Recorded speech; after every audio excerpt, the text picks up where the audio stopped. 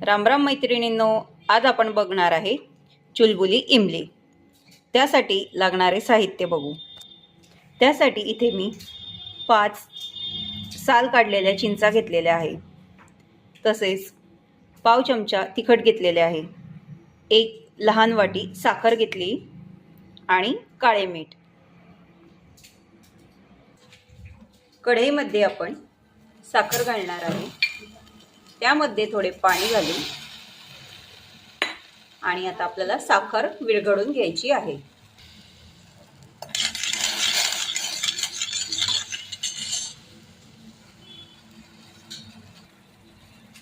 आपली साखर पूर्ण मेल्ट झालेली आहे। त्यामध्ये आपण तिखट घालू।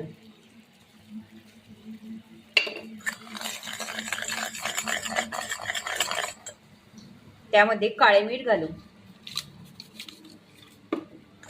आता यामध्ये चिंचा घालू।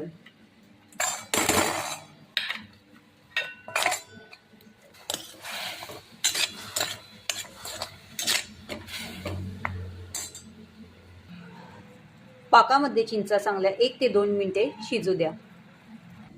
आपली चुलबुली इमली तयार झालेली आहे। आता आपण ती डिश मध्ये।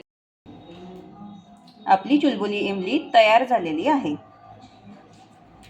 आजची खट्टी मिठी चुलबुली इमली तुम्हाला रेसिपी कशी वाटली मला कमेंट करून नक्की सांगा।